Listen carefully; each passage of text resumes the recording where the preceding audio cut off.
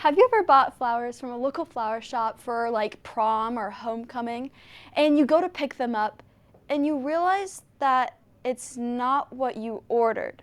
Well, this has happened to me every single time I've got my boutonniere and my corsage from Hy-Vee or any local flower shop around here.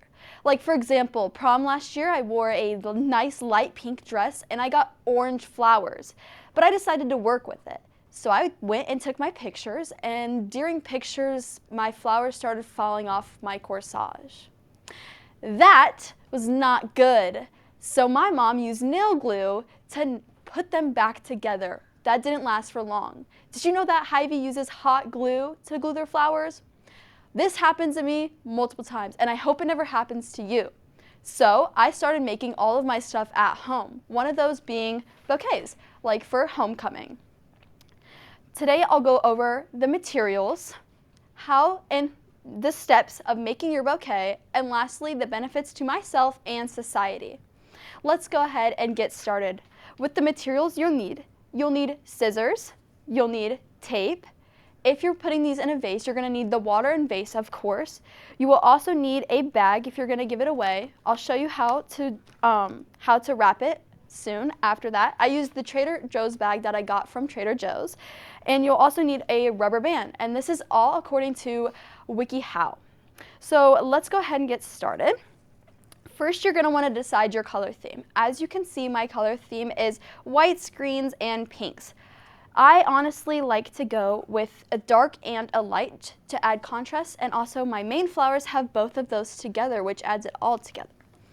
To find your color theme, you can find flower recipes online. This helps you have a list by list of what flowers you need to make the perfect bouquet, as well as putting it together.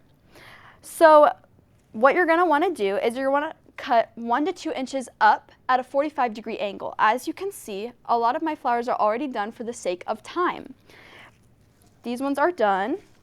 Eucalyptus is a good thing to add, though the stems are tougher. This also adds a sense of smell to the bouquet, which can be more pleasing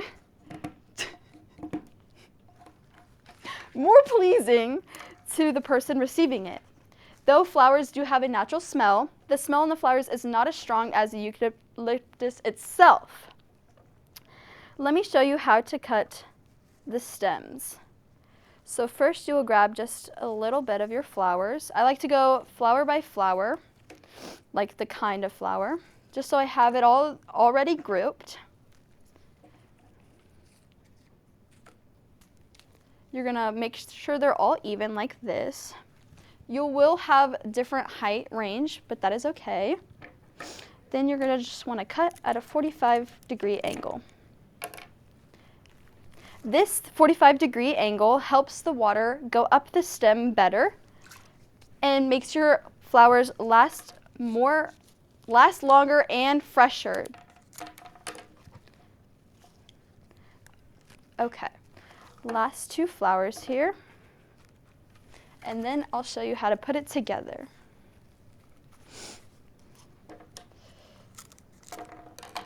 Okay, we're going to start with our greenery. We always want to follow a flower rule. The flower rule is 3, 5, 8.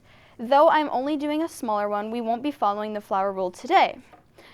I will be starting with, like I said, my greenery.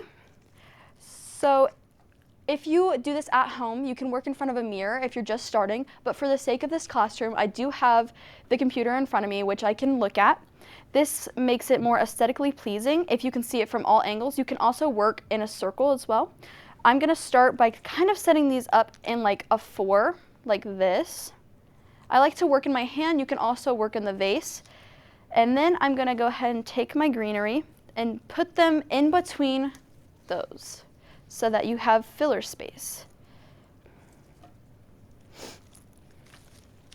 And then you can also work on the table too, just like this. I'll show you how to work on the table if you want. It makes it much easier as well. You kind of want to build a triangle if you're working on the table. That's how you put it up when you see it.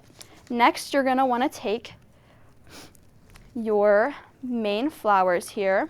These are my 2 main flowers. Usually odd numbers are better than equal numbers, and that's according to the Salisbury greenhouse.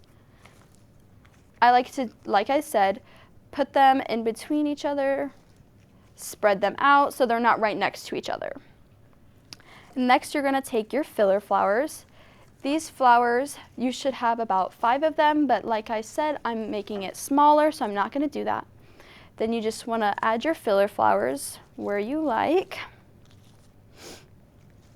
Like I said, spread them out.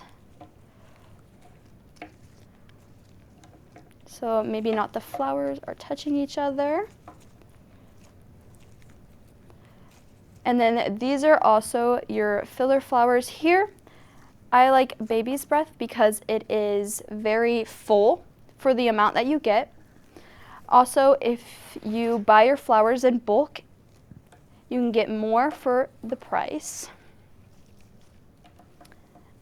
And once you pick this up off the ground, you can really just move it around to your liking so you can really see what you're doing.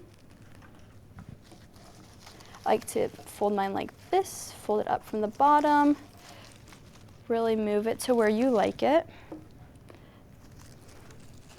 And there's almost the finished product. Okay. Next, I will show you how to put it into this bag. If you want to make your bag at home, all you have to do is look up on TikTok or Instagram or even YouTube, and each of those has a separate thing and tutorial where you can see how to make one at home. It's very simple, and you're using your resources, so it saves money and it's much prettier. When you have it wrapped here, I like to put my flower feed on one of the flaps and go ahead and tape it down. This way you still have the feed when you give it away, but you can also hide it from the fact that it's out and about.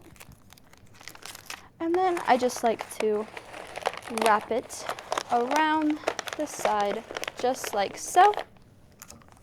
Clear tape is also better than like masking tape or anything because it hides the tape basically and makes it look more seamless.